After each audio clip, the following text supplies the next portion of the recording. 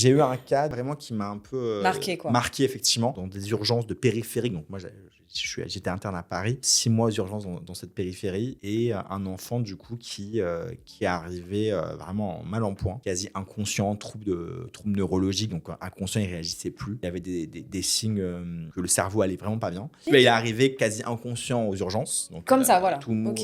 Il avait 6 mois. Fait l'examen du cerveau et on voit un gros saignement, du sang dans le cerveau. Et en fait, en réexaminant l'enfant, on voit des lésions en fait au niveau de la peau. On a suspecté, on appelle ça le syndrome du bébé secoué, c'est secouer un bébé. Et il s'est avéré, alors évidemment, sur ces situations-là, il faut confirmer le diagnostic, etc. Et finalement, c'en était un. Et cet enfant, après, est décédé 15 jours plus tard. Bonjour à tous et bienvenue dans un tout nouvel épisode Upcast. Aujourd'hui, je reçois Emmanuel qui est pédiatre à Paris. Exactement. Je me suis pas trompée. Pas du tout, c'est ça. Ouais. Et on te connaît peut-être des réseaux sociaux? Alors c'est possible, ouais, effectivement, j'anime une page de vulgarisation médicale pour les parents, pour les professionnels de santé qui s'occupent des enfants. Ok. Qui s'appelle Super Pédiatre. Et qui est génial. Bah, c'est gentil, merci. C'est très bien expliqué. Moi qui Merci. suis pas maman, on a quand même pas mal d'infos. Bah, c'est gentil. C'est quoi, Emmanuel, qui t'a motivé à être pédiatre? Ah bah c'est une bonne question, une vaste question, parce que effectivement, pédiatrie, c'est vraiment un choix de cœur depuis très très longtemps. Vraiment, Ok. j'ai voulu faire ça depuis que je suis vraiment petit. D'accord. Je pense à partir du collège, j'ai voulu travailler avec les enfants assez rapidement. J'ai été babysitter, animateur de colo, directeur de colo, donc j'ai très vite travaillé avec les enfants. Ah, tu savais pas... t'as pas voulu être pédiatre depuis toujours? C'est l'amour pour les enfants, tu l'avais? Je pense que si j'ai toujours voulu faire médecin, Ok. et comme j'aimais bien le contact avec les parents et les enfants, bah, très vite je me suis dit dès le collège que la pédiatrie était faite pour moi. Ok. Ouais. C'est incroyable. Alors, c'est quoi les études pour être pédiatre? Alors les études pour être pédiatre, c'est assez long, faut le dire. Ah ouais. Ça dure longtemps. Pour être pédiatre, en gros, il faut faire... déjà, il faut évidemment avoir le bac général. Maintenant, ça a changé avec les nouvelles réformes, donc c'est plutôt... Alors, c'est pas forcément un bac scientifique nécessaire. Et après, il y a différentes filières pour accéder à un concours de première année qui va te donner accès à la deuxième année de médecine. Et ensuite, il va falloir continuer les années. Donc, il y a 6 ans communs pour tous les médecins. Et à la 6e année de médecine, on va repasser un deuxième concours. Et ce deuxième concours va te permettre de choisir ta spécialité. Donc, D'accord. le lieu où tu vas faire ta spécialité pour l'internat, donc c'est de 4 à 6 ans où tu es encore étudiant, mais tu pratiques la médecine, donc dans différents lieux de la France. Donc, tu choisis ton lieu et aussi ta spécialité. Donc, ton classement va déterminer où tu pourras aller et quelle spécialité tu vas choisir. D'accord. Donc ça, c'est au bout de la 6e année, tu choisis ta spécialité. 6 ans, quoi. Ouais, exactement, 6 ans. C'est Et après, tu énorme. choisis ta spécialité. Et là, tu en as encore pour entre 3 et 6 ans d'études pour après enfin être docteur en médecine et avec ta spécialité. Donc, pédiatrie, c'est 6 ans pour 6 ans plus 50 spécialités, donc 11 ans. Ouais. Non, mais faut aimer ça, quoi. Il faut aimer ça, ouais. Mais c'est vrai que 11 ans, c'est un parcours quand même du combattant un peu. Parce que En fait, t'es médecin. Alors, t'es médecin, oui, mais pour avoir le diplôme, pour attendre vraiment, c'est 11 ans. Ok. En fait, c'est là demain, tu vas arrêter la pédiatrie. Ouais. Tu peux faire médecin généraliste? Alors non, parce que la médecine générale est considérée comme une spécialité, hein, comme toutes les autres d'accord, spécialités ok. médicales, ce qui n'était pas le cas avant. Ça, c'est depuis plusieurs années, c'est devenu une spécialité médicale. Et du coup, non, moi, je suis vraiment pédiatre, donc médecin des enfants. Alors, effectivement, général, hein, je m'occupe un peu du zéro, du bébé, du nouveau-né qui vient de naître à 18 ans, mais je ne peux pas m'occuper de l'adulte. Je n'ai pas le droit, ce n'est pas dans mon champ de compétences. Justement, j'allais te demander la tranche d'âge. On va voir un pédiatre à n'importe quel âge?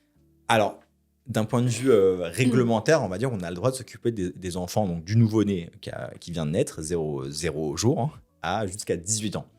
En pratique, dès lors que l'enfant commence à devenir pubère, donc ça dépend l'âge, il commence à grandir et qu'il commence à arriver à l'âge adulte, on va dire vers l'âge adulte plutôt 15-16 ans, c'est toujours des enfants, des adolescents, mais on va dire qu'à partir de ce âge-là, on peut organiser une transition chez l'adulte avec le médecin généraliste. Ça peut se faire vers l'âge de généralement 16 ans. Parce que c'est même à cet âge-là qu'on peut le déclarer médecin traitant. Donc voilà. Ok. Mais on peut. Non, mais tu sais que moi, j'ai pas le souvenir. Maman, tu nous diras dans les commentaires. Mais je me rappelle pas avoir vu un pédiatre là, ado ou. Alors, en vrai, le pédiatre, il n'est pas forcément obligatoire, hein. Même quand c'est un bébé qui est tout petit, tu peux effectivement voir un médecin traitant, un médecin généraliste qui a l'habitude de voir les enfants, ça, c'est pas du tout un souci, hein. Et s'il sent le médecin généraliste de le faire, qu'il est compétent, qu'il sait gérer ça, il n'y a aucun souci, hein. Le pédiatre, il peut être là en plus quand il y a effectivement des pathologies particulières, des maladies particulières, là où il peut avoir son intérêt. Pour un enfant qui va bien et vous avez confiance en votre médecin traitant, ça peut être totalement suffisant. Ouais. Ouais. Et depuis combien de temps tu exerces? Alors moi, je suis interne, donc j'ai fini ma 6e année, j'ai choisi au concours de spécialité en 2019. J'ai fait du coup 5 ans d'internat et j'ai été diplômé officiellement docteur spécialiste en pédiatrie du coup l'année dernière, en novembre 2024. Donc en fait, ça fait, là on tourne en janvier, donc ça fait quelques mois en fait que je suis, je suis on va dire un jeune pédiatre diplômé. Ah ouais, non, mais t'imagines après 11 ans. Ouais. 11 ans aussi, quoi, c'est énorme. C'est ça, ouais. T'as pas eu des moments où t'as envie de...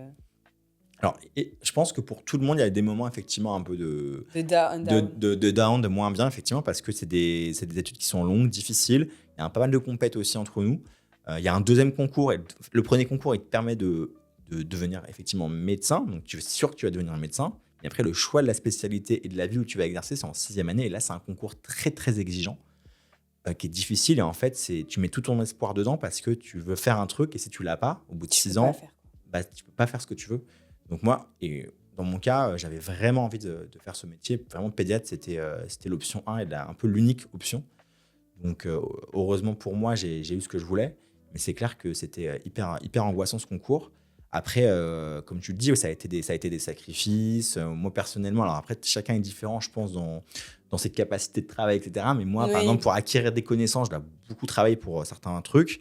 Et c'est vrai que c'était ça. Du coup, moins d'interaction avec les copains, moins de sorties, pas mal de partiels. Donc, j'ai eu des études quand même très exigeantes. Je suis pas en train de dire qu'il n'y a que la médecine où c'est exigeant. J'en suis sûr qu'il y a plein d'autres. Et puis, en fait, c'est surtout, comme tu viens de le dire, tu as des gens qui ont des facilités et d'autres non.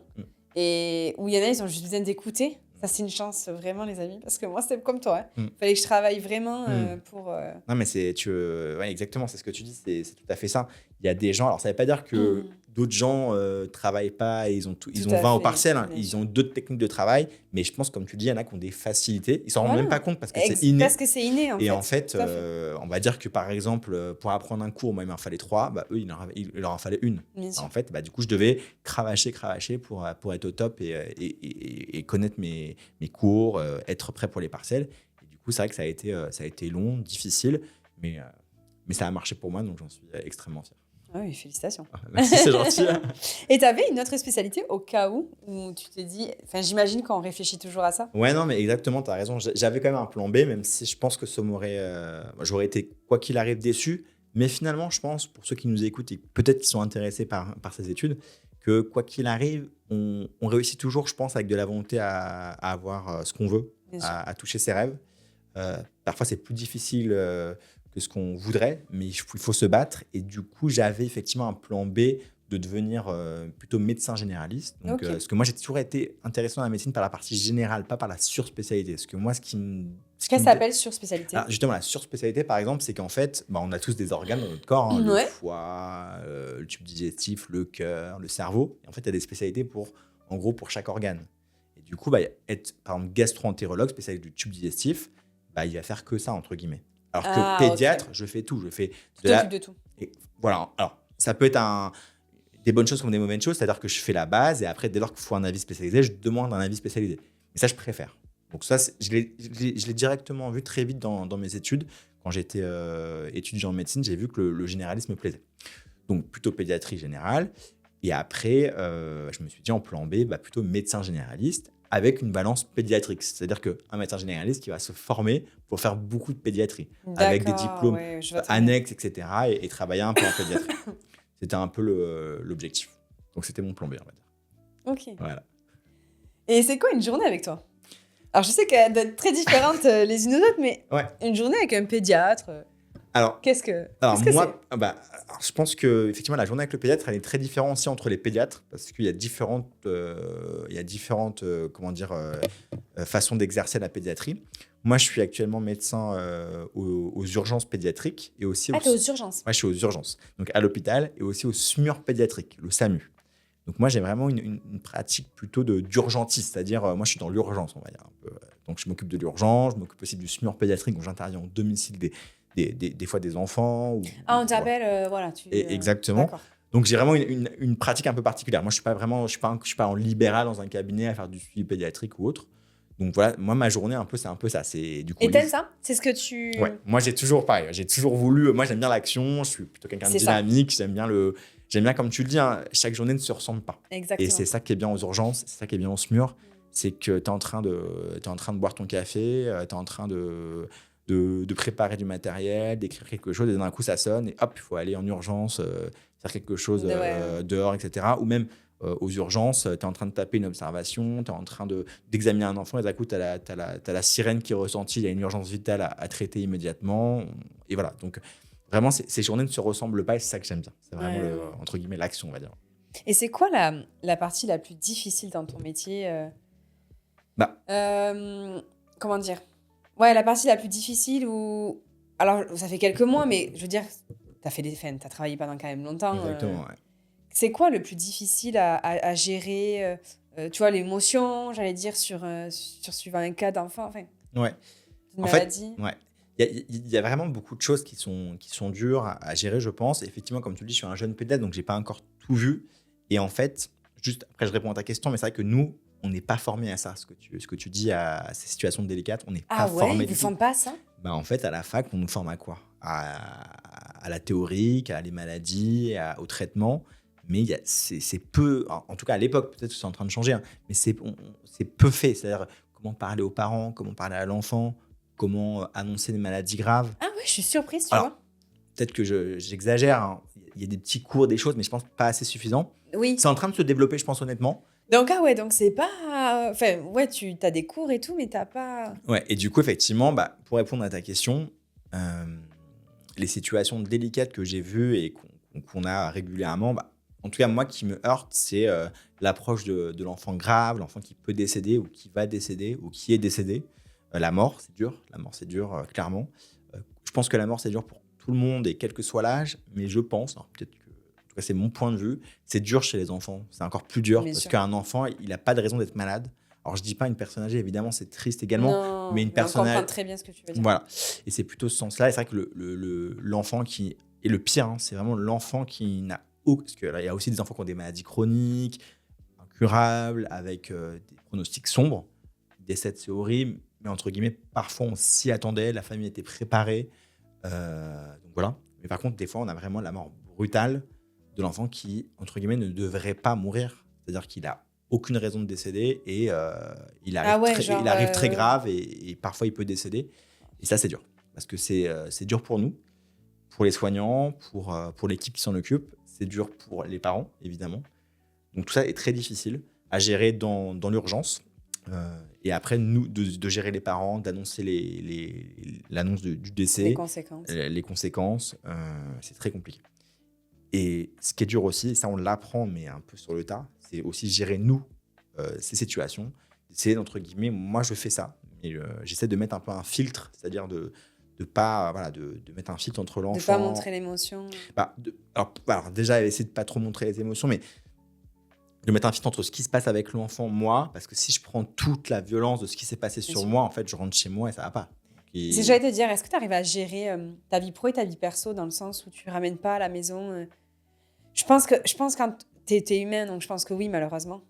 T'as des moments où tu le ramènes chez toi parce que... Exactement, parce que de toute façon, c'est...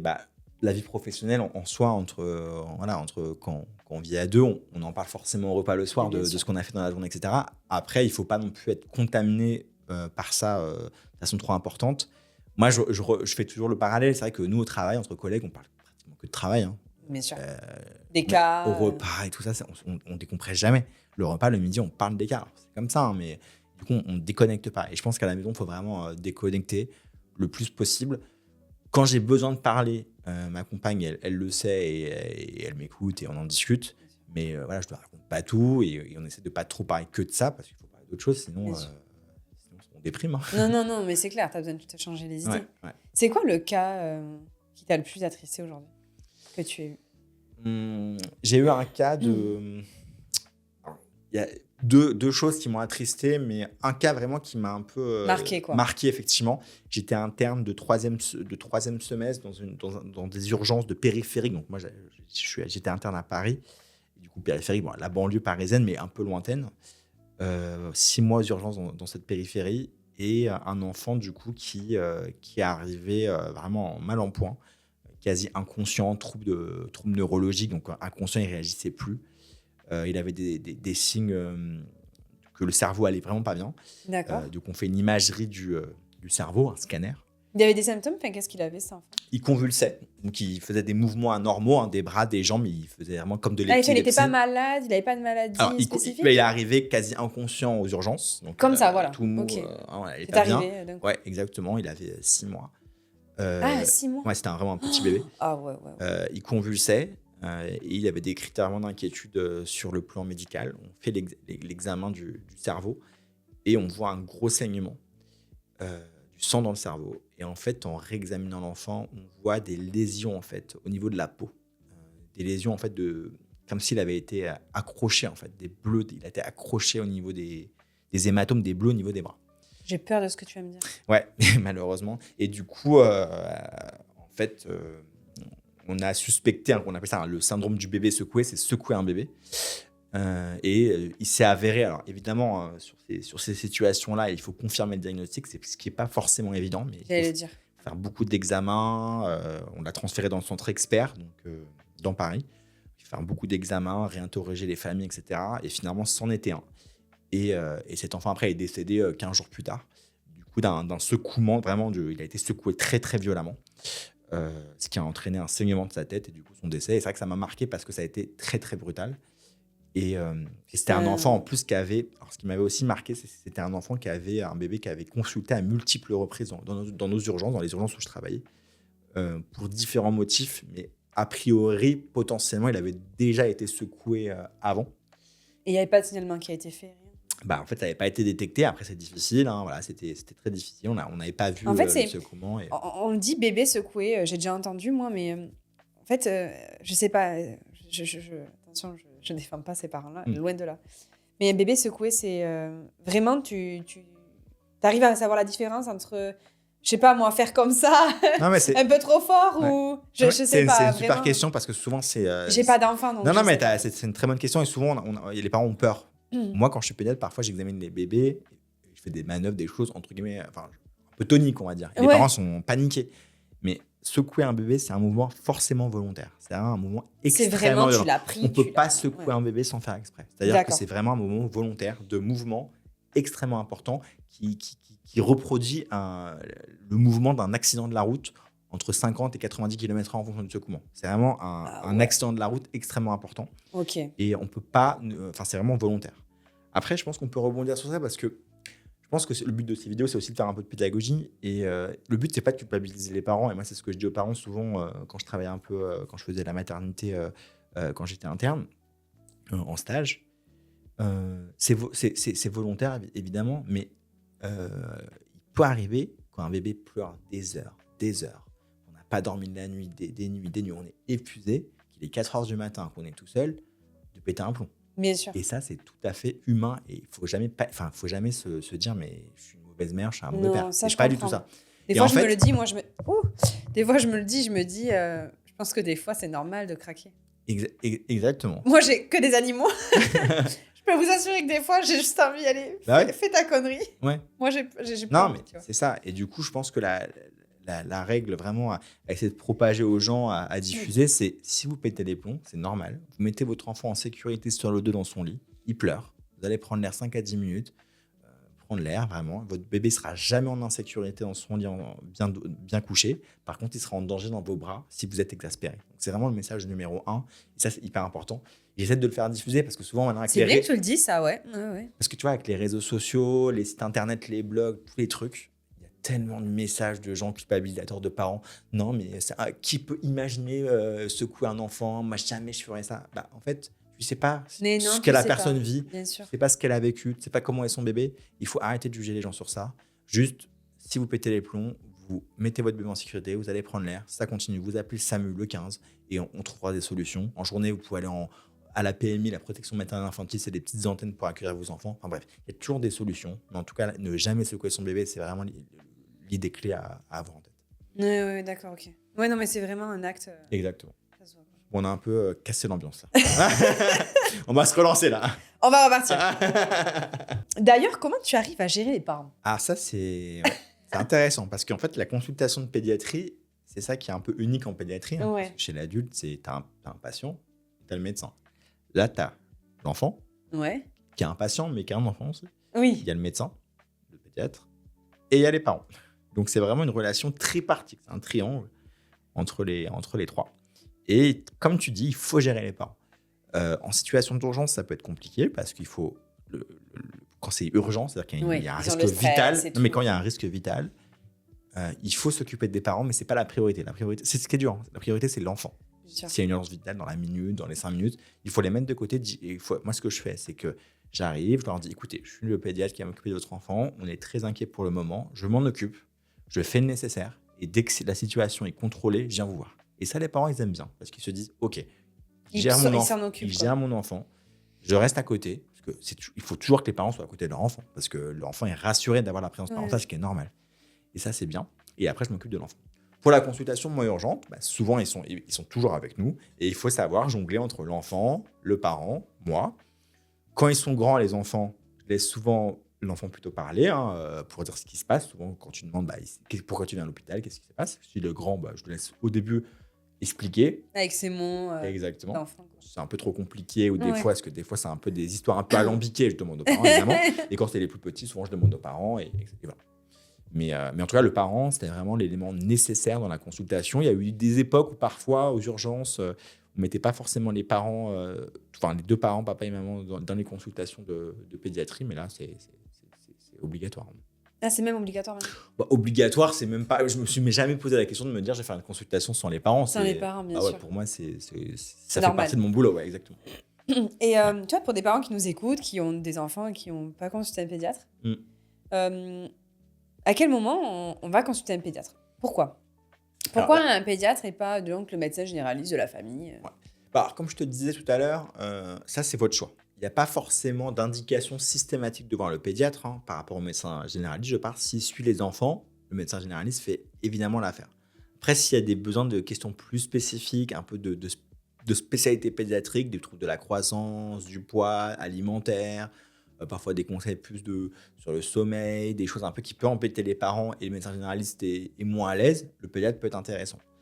Mais il n'y a pas forcément si le médecin généraliste a l'habitude de s'occuper des enfants, normalement, il fait quasi tout ce que nous faisons au cabinet. Donc, d'accord, ok. Ouais. Et c'est quoi les maladies les plus courantes chez les enfants? Les maladies les plus courantes, il y en a pas mal. Mais en gros... C'est vrai? Non, il y en a pas mal, mais les choses les plus fréquentes, les motifs de consultation les plus fréquentes, en gros, c'est la fièvre. Donc, c'est les virus, c'est toutes les maladies infantiles. Genre style varicelle, style grippe, on est en plein dedans. Ça se trouve, t'as peut-être la grippe. Hein. Mais écoute, ça fait peut-être un mois que je l'ai, un mois et demi, elle peut me lâcher la grappe, ça m'irait. Non, mais voilà, tout ce qui est maladie virale, dû à des virus, ça peut être les rhinopharyngites, les rhumes, etc. Donc ça, c'est hyper fréquent, c'est la partie virus. Après, les autres consultations, les motifs de consultation fréquentes, il y a les douleurs au ventre qui sont assez fréquentes chez les enfants, tout ce qui est vomissement, diarrhée, douleur au ventre. Ok, fréquent. Donc la digestion. Exactement. Alors, indigestion, ça peut être dû à des virus intestinaux, ça peut être des gastro-entérites. Intolérance à des aliments. Exactement, ça arrive. Ouais, ça peut arriver, allergique, etc. C'est pas très, très fréquent, finalement, les allergies chez l'enfant. Ouais, c'est pas très, très fréquent. Non. C'est souvent suspecté dans notre société, mais c'est pas le plus fréquent. D'accord. Dans la majorité des cas, ce que je dis aux parents, les enfants, heureusement, sont pas malades. Et c'est des réactions normales du corps face à une infection. C'est souvent des maladies qui sont dues à des virus. Il n'y a rien de grave, il n'y a pas de traitement. C'est juste qu'il faut surveiller, accompagner l'enfant, mais c'est tout. D'accord, ouais. Oui, d'accord. Non, j'avais une question, putain, je l'ai plus. Je suis malade. Putain. Ça va te revenir? Ah, j'avais une question. Merde. Ouais, tu vois, des fois, en discutant, j'en ai d'autres. Des fois, je la garde. Tu sais, je sais pas si j'ai pas un problème de, comment on dit, la télé... De quoi? D'amnésie, un petit peu? Non, tu sais, les... Comment on dit? Pas trop du comportement, mais... TDAH? Ouais. Pourquoi? L'autre jour, il y a une nana je regardais une interview, elle expliquait tous ses symptômes. J'ai l'impression que j'ai vraiment ça. Non, mais c'est incroyable. Je me dis, peut-être que, tu sais, un problème de concentration et de garder un truc. Ouais. Tu sais, du coup, je vais t'écouter, mais je dois aussi garder ma question. J'arrive pas à Après, faire les c'est deux. dur, ça aussi, de faire ça. T'écoutes. Putain, sérieux. Bah non. Ah ouais, tu trouves? Ouais, je trouve. Ouais. Moi, ça m'arrive, t'inquiète. C'est vrai? Peut-être qu'on est pareil, on a un truc. Ouais, Tu me diras parce qu'on a un déficit de l'attention. C'est pas grave. Peut-être. Non. Comment tu gères les parents qui sont hésitants au vaccin? Les premiers vaccins qu'on... Alors, c'est vrai qu'en France, il y a une défiance des vaccins pour les enfants, parce qu'il y a beaucoup de vaccins qui sont devenus obligatoires depuis 2018 ou 2016. Moi, je trouve qu'il y a une tonne de vaccins. Ouais, alors ils sont devenus. Alors, il y a une tonne de vaccins, mais en fait, on est maintenant dans une société où on essaye de prévenir l'arrivée des maladies. Parce qu'en fait, en médecine, on n'est pas très très bon. On soigne le symptôme, mais on ne soigne pas les maladies actuellement. C'est-à-dire que tu es enrhumé, on te débouche le nez, on ne va pas t'empêcher d'avoir un rhume. Bien sûr. Donc, on essaye vraiment d'être hyper proactif et les vaccins apportent ça, c'est-à-dire essayer d'éviter que les enfants contractent les maladies. Alors, quand on parle vaccin, il faut toujours que je dise cette phrase, mais ce qui est vrai, j'ai aucun conflit d'intérêt avec les laboratoires qui vendent les vaccins. Je ne suis pas payé par les labos pour vous dire ça. Mais les vaccins permettent d'éviter des maladies qui sont graves. Je vais te donner 2 exemples. Grosse épidémie de rougeole en ce moment qui a touché à un moment l'Ukraine, maintenant qui touche le Maroc. J'ai vu que tu en as parlé. Ouais, exactement. La rougeole qui est une maladie due à alors c'est un virus, la rougeole de mémoire, qui peut entraîner des symptômes très très graves chez les enfants, qui peut entraîner des décès. Et du coup, il y a un vaccin qui permet d'éviter de la choper, cette rougeole. Et ça, c'est hyper important. Je donne un exemple, la rougeole, quand on la chope, on peut aller bien. Ça peut être un simple rhume, un peu de fièvre. Bon, l'enfant est un peu KO, mais ça va. Mais parfois, tout va bien. Et 15 ans plus tard, ou 5, 10, 15 ans plus tard, l'enfant retombe malade. Alors, il est plutôt adulte. Et là, il va choper une inflammation du cerveau qu'on appelle une encéphalite et qui est due à la rougeole. En fait, 15 ans après, on peut avoir un corps. C'est-à-dire que tu as une épée de Damoclès sur ça et qui peut t'entraîner, du coup, cette encéphalite qui peut être mortelle. Donc, tu vois, la rougeole, c'est une maladie qui devrait disparaître. On a les moyens de la faire disparaître et on n'arrive toujours pas à la faire disparaître parce qu'il y a encore certains parents réticents à la vaccination pour ce virus. J'ai une amie, j'avoue, moi, qui est contre tous les vaccins. Ouais. Bon. Après, non, mais oui, c'est intéressant. Après, je pense moi, j'ai pas d'enfant. Voilà, mais... Je pense que notre rôle de professionnel de santé, c'est vraiment d'essayer de donner des tips pour donner les infos sur les vaccins, pourquoi il faut les faire, et surtout essayer d'éliminer tout ce qui est fake news, de tout ce qui traîne sur les réseaux, avec des études inventées, scientifiques, je parle, ou des études qui en fait ont montré des choses, mais qui ne sont pas fiables, c'est-à-dire des études avec des valeurs qui sont des mauvaises valeurs ou qui ne prouvent pas ce qui est écrit en conclusion. Pourquoi ils sont frileux? Je pense que les vaccins, c'est quand même t'injectes quelque chose, comme tout médicament. Il peut y avoir des effets indésirables, ce qui est normal. Hein. Mais en fait, nous, on réfléchit toujours en balance bénéfice-risque, c'est-à-dire est-ce que le bénéfice de faire ce vaccin est supérieur au risque? Et clairement, oui. Il y a l'année dernière, en 2024, ouais, c'est l'année dernière, parce qu'on est déjà en 2025, il y a une épidémie de coqueluche. J'ai entendu parler de ça. Donc, oui. qui est aussi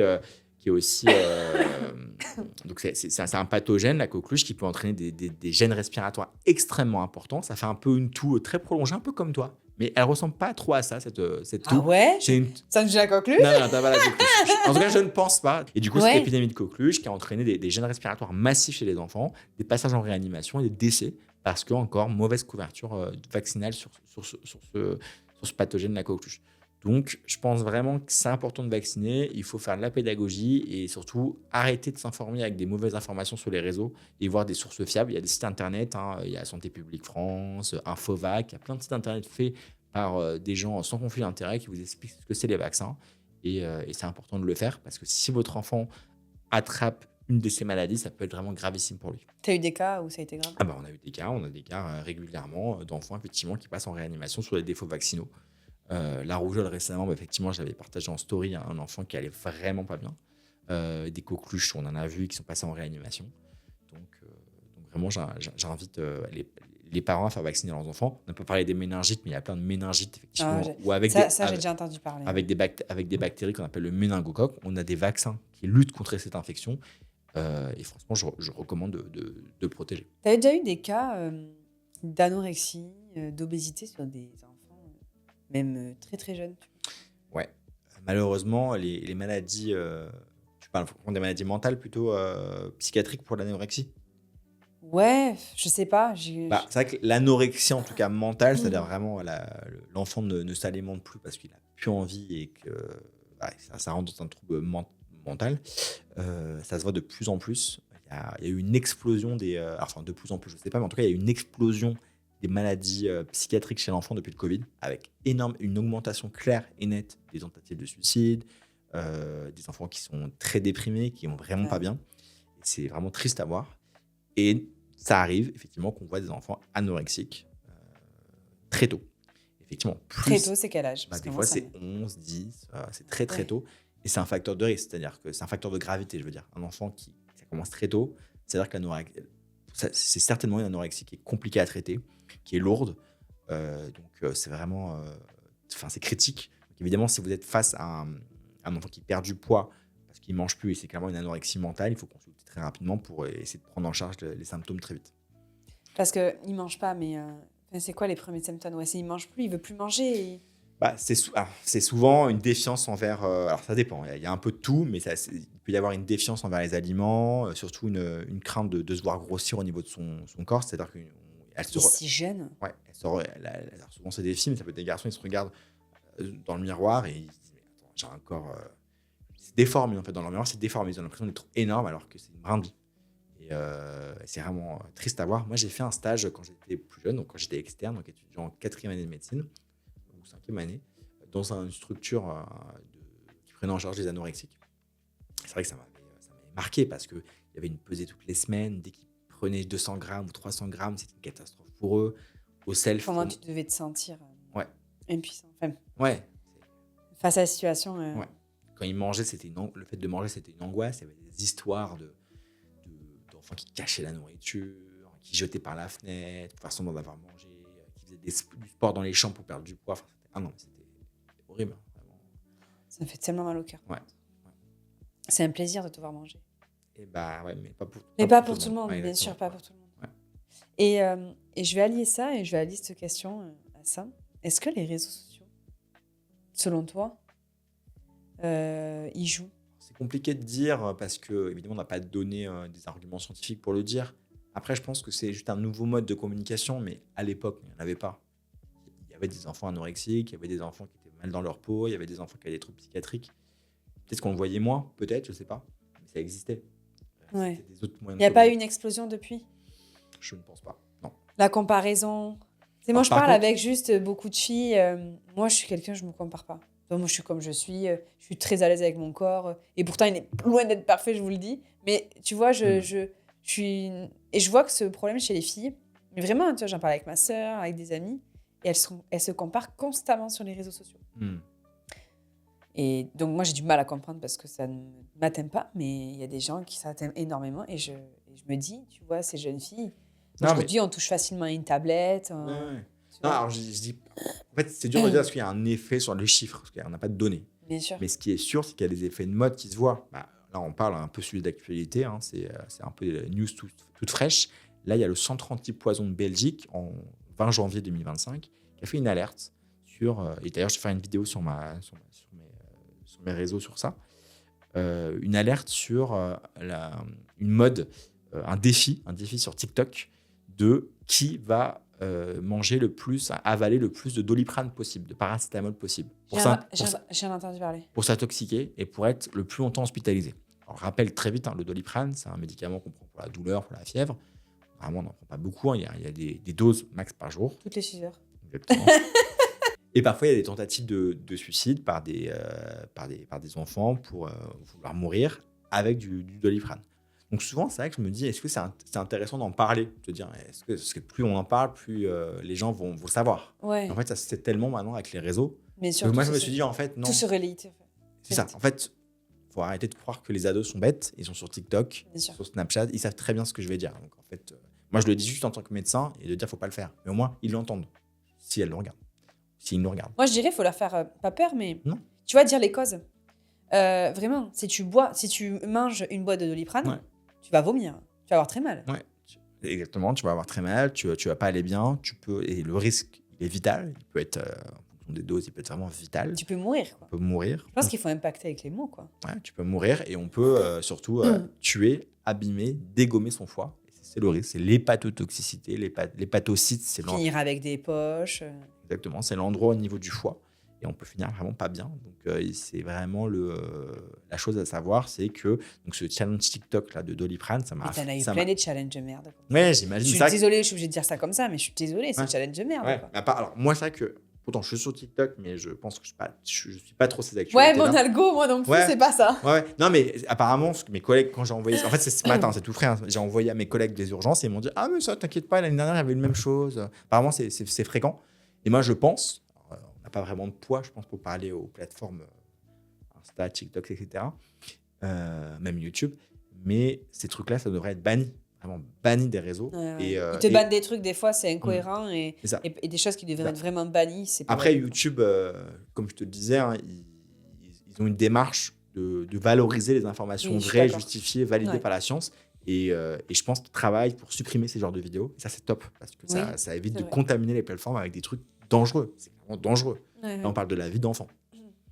Donc, avec notre petite voix, si on peut se faire entendre, n'hésitez pas. Relayez, les amis. Ouais. Est-ce que tu as un souvenir drôle ou inattendu que tu aimes raconter, que tu as déjà eu avec un jeune patient? On va rire un peu, on a un peu... Moi, ce qui me fait rire avec les enfants, c'est, et même les parents, mais surtout les enfants, c'est les phrases, en fait, la spontanéité des enfants. Ça, j'adore. Ouais. Tu leur demandes, je sais pas, au hasard, Lucas, t'as quel âge? J'ai 3 ans, 3 quarts. Il n'a pas 3 ans, 4 ans, il a 3 ans, 3 quarts, tu vois. Donc bientôt 4. Et après, Lucas, t'es en quelle classe? Je suis en CE2 bleu. Il me dit pas CE2 simple, il me dit CE2 bleu, CE2B. Il me dit vraiment sa classe, tu vois. Ah ouais. Tu vois l'étiquette, la couleur. Ah ouais, suivant l'école, exactement. Les couleurs. Je suis en CE2 bleu. Hein. Je dis d'accord, bleu. C'est original. Voilà, tu vois, non, mais c'est ça. Et donc ça me fait rire.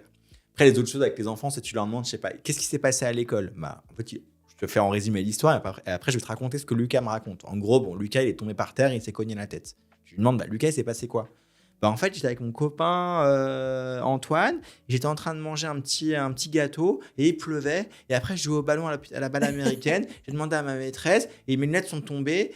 Et après, il y a ma copine qui est venue et je sais pas, j'étais par terre. Ouais. Du coup, tu fais, c'est incohérent. C'est quoi l'histoire? Et en fait, voilà. Donc, et puis, il a du mal à s'exprimer parce qu'il a 9 ans, ou 8 ans, ou 6 ans. Bien sûr. Et ça, voilà. Donc, c'est ça qui est drôle avec les enfants. En fait, c'est ça qui me fait rire. En fait, ils vont te raconter tout sauf ce que tu as besoin de savoir. Exactement, ouais. Et puis, avec les enfants, tous les jours, je rigole. Hein, on fait des blagues. Voilà, c'est l'avenir, c'est notre avenir, les enfants. Bien sûr. Et, tu le vois dans leurs yeux, donc j'adore. Et tu passes du 5 mois à du 16 ans, à du 12 ans, tu parles de tout. Moi, j'adore. Du coup, c'est ça, tu rigoles toujours en pédiatrie. Moi, c'est ça que j'aime. Ouais, toujours... Oui, même, je pense, j'allais le dire, même dans des cas les plus durs, je pense que l'enfant, il arrive toujours à te faire rire. Exactement. Parce qu'ils ont cette innocence. Ouais. Alors, des fois, quand c'est vraiment dramatique, moi. Oui, mais bien sûr, ouais. dans les cas les plus... Ouais. Et tu as écrit ton livre. Ouais. Qui s'appelle « Mon enfant est encore malade ». J'ai un petit exemplaire, d'ailleurs, si tu veux que je te le montre. De mon livre. Ah, mais bien sûr. Tu as un exemplaire? Bah oui, je te l'ai. Mais génial. Je vous montre, les amis. On peut le retrouver un peu partout. Hein. Et évidemment, il est cadeau, il est pour toi. Hein. Ah, c'est cadeau? Évidemment, je te l'offre. Vous avez vu, les amis, on a des nouveaux micros. On essaye de gérer ça comment? J'ai l'impression que je peux pas bouger. Il est génial, ton livre. J'adore les couleurs et tout. Eh ben écoute, j'ai écrit ça avec l'édition Mango Édition et on a fait un livre vraiment de vulgarisation pour les parents pour pouvoir gérer le max de problèmes possibles que les parents peuvent rencontrer avec leurs enfants. Ouais, c'est vraiment un guide en fait. Exactement, c'est ça, hein. Ouais. Et on l'a classé en fait par symptômes pour vraiment que ça soit hyper simple de trouver les problèmes. Parce que souvent dans ces livres, c'est un peu des bibles difficiles à trouver les infos. Et là, on a vraiment classé par symptômes avec des petits arbres décisionnels pour trouver les problèmes. Et vraiment, on est très content du rendu. Et j'aime bien. Il est, tu vois, c'est coloré, c'est. Et j'espère que ça va aider les parents surtout. C'est mon objectif. Ouais, ça n'enlève pas une consultation. Non, alors comme tu le dis, c'est très bien que tu le dises. Hein, ça ne remplace jamais une consultation médicale, jamais un appel au SAMU si vous êtes inquiet et que vous pensez que votre enfant va mal. Voilà, évidemment, c'est hyper important de le redire. Et d'ailleurs, c'est une des premières pages du livre, ça ne remplace pas un avis médical. Ça ne remplace pas, mais voilà, là, il a un peu le nez qui coule, on ne sait pas trop. Ouais. J'ai vu d'ailleurs, parce que tu es aussi sur les réseaux sociaux, tu es bien présent sur les réseaux sociaux. J'ai vu tout à l'heure, donc je ne sais pas, peut-être une dame qui te suit, qui a mis une story. Heureusement que j'ai son livre. Exactement, ouais. J'ai vu une story tout à l'heure. Ça me fait toujours plaisir d'avoir des retours des parents, parce que c'est ça que c'est mon petit bébé, ce livre. Et ouais, là, il y a une maman qui a mis que c'était le premier rhume de son petit bébé de, je crois, 2-3 mois. Et du coup, c'est cool parce que souvent, on a des consultations d'urgence sur « Ah, c'est la première fois qu'il a le nez qui coule, comment je fais ?» Et en fait, avec ça t'évite d'aller aux urgences, ça t'évite. Ouais, t'expliques tout, quoi. En plus de 0 à 16 ans, t'as toutes les infos. T'as mis combien de temps à l'écrire? J'ai mis... Alors, je me suis fait aider par ma femme, évidemment, parce qu'elle m'a relu et tout ça. Mais j'ai mis 6 mois. C'est tout? Ouais, mais ça a été... On a cravaché. Hein. Incroyable! Cravaché, ouais. Ah ouais, j'aurais dit que t'as mis vachement plus de temps. Ouais. On a cravaché, on n'a pas arrêté. On est vraiment content du rendu. Ah ouais, moi j'aime beaucoup. Je trouve que c'est ludique. Alors le but, c'est vraiment de faire un truc simple, effectivement. J'ai pas d'enfants, mais au moins je... Le jour, si tu as des enfants... Les filles, mes amis qui ont des enfants, si vous avez besoin, je suis documentée. Non, c'est génial. Ah, c'est gentil, merci. Non, franchement, c'est... Il donne envie, tu vois. Ça fait vraiment le titre est marrant parce que c'était une volonté. Mon enfant est encore malade. Parce que c'est la phrase que j'entends tous les jours aux urgences. Mon enfant, il est encore malade. Bah, tu m'as dit, oh, je tousse encore. Bon, tu vois, les enfants, ils arrivent, ils disent, mon enfant, il tousse encore. Mon enfant, il a encore de la fièvre. Mon enfant, il a encore une otite. Il y a toujours le mot encore, j'adore. Donc, ton livre est disponible partout. Exactement, sur les librairies, votre libraire préféré, les sites internet en ligne. Voilà, donc il est à 15,95 des amis. Je vous mets de toute façon le lien en description. Je mettrai tes réseaux, bien évidemment. Ah, c'est gentil. Mais j'ai 2 petites questions avant de finir cette interview. Ah oui, bien sûr. C'est quoi le salaire d'un pédiatre? Alors, peut-être sans donner le tien. Quelqu'un qui veut faire ce métier-là. Ouais. Alors, les questions de salaire, c'est hyper variable. Là, tu prends le pédiatre qui est diplômé, hein, pas l'interne, etc. Non, vraiment, voilà, t'es pédiatre. À quoi on s'attend quand on a fait nos études Alors, en gros, ça dépend de ton exercice, si tu es plutôt en libéral ou à l'hôpital. À l'hôpital, on va dire... T'as un salaire, quoi. De quoi? À l'hôpital, tu as un salaire fixe. Ouais, tu as un salaire à l'hôpital fixe qui commence quand tu es à l'hôpital. Donc, ça dépend quel poste tu as. Mais en gros, on va dire... Alors, ça dépend aussi dans quel service tu travailles. Mais moi, j'ai quand même pas mal de gardes. Donc, avec les gardes, parce que les gardes sont payés en plus de ton salaire. En gros, attention, pour Bac plus 11, ben là, du coup, Bac plus 11, je suis payé. Tu vois, le mois dernier, j'ai reçu pour être du coup, assistant spécialiste pédiatrie urgence 100% avec un peu de garde au SMUR en plus. J'ai reçu, c'était quand la paye de décembre, donc avec mes gardes de novembre. J'ai beaucoup travaillé en garde. J'ai reçu 4 300 €. D'accord, ok. Voilà. Je trouve que c'est mérité. 4 300 € en ayant fait quand même beaucoup de garde, beaucoup de travail de nuit, beaucoup d'horaires décalés midi, minuit. Tu dirais que c'est bien payé, toi? Moi, mon point de vue, franchement, je pense pas. Je sais pas. Ouais. Bon. Il y en a qui diront c'est beaucoup d'argent. Ouais. Je suis d'accord avec vous, les amis. Mais avec le niveau d'études que tu as. La responsabilité surtout. J'allais le rajouter. En fait, je pense que, en gros, évidemment, par rapport au salaire moyen d'un Français, c'est énorme. Ouais, mais attends. Là, tu vois, pour le mois de novembre, j'ai vraiment cravaché. C'est-à-dire que j'ai travaillé avec les gardes en plus, les machins, les trucs. Je pense que j'ai fait facilement du 50 heures par semaine. Il y a une responsabilité qui est médicale, qui est dure. Maintenant, on est dans une société vraiment de procédure. C'est-à-dire que dès qu'il y a un truc, bam, bam, bam, on t'attaque. C'est compliqué. Donc, moi, alors, je ne suis pas en train de dire je suis mal payé, mais on va dire que je pense que la progression du salaire, parce qu'après, quand tu progresses dans l'hôpital, le salaire va augmenter. Et à la fin de ta carrière, tu es quand même bien payé.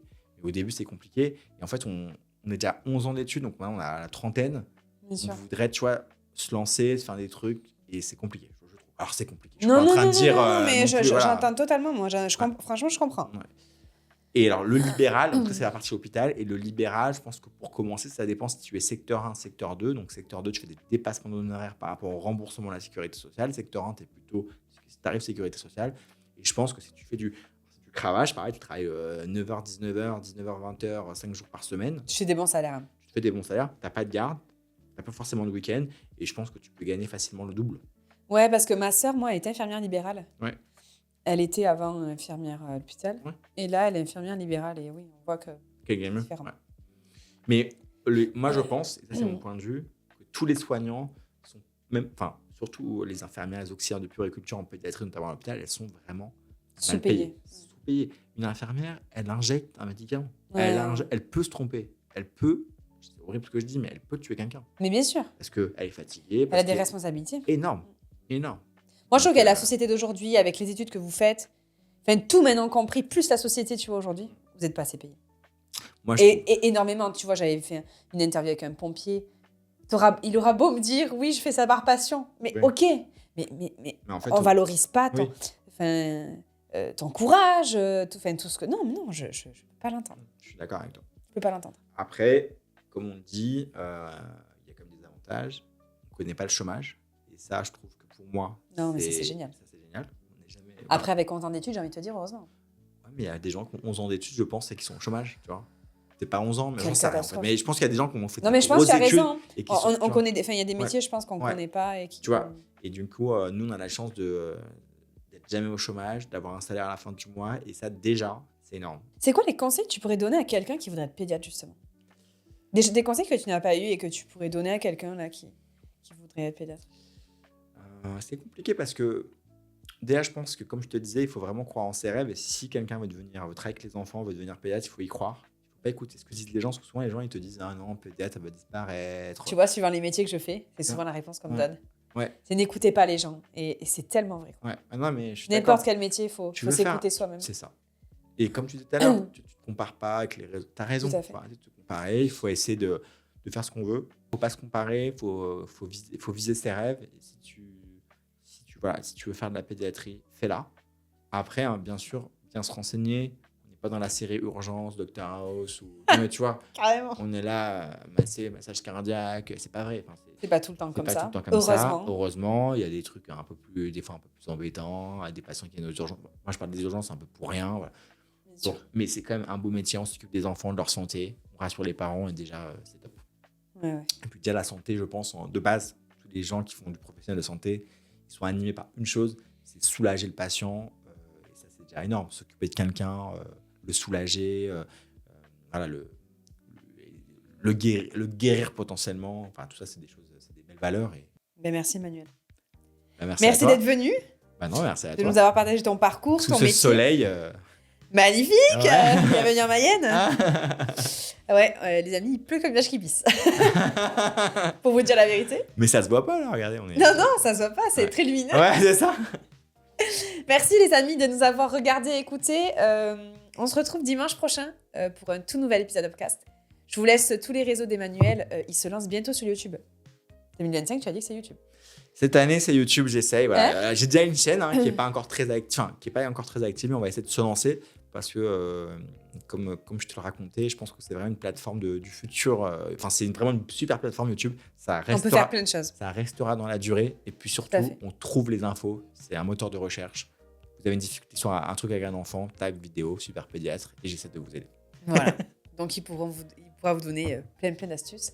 Je vous mets tous ces réseaux, les amis. Je vous fais de gros bisous et on se retrouve dimanche prochain. N'oubliez pas de vous abonner, les amis. C'est très important. Ciao. Merci beaucoup pour cette vidéo et je vous dis à bientôt. Ciao.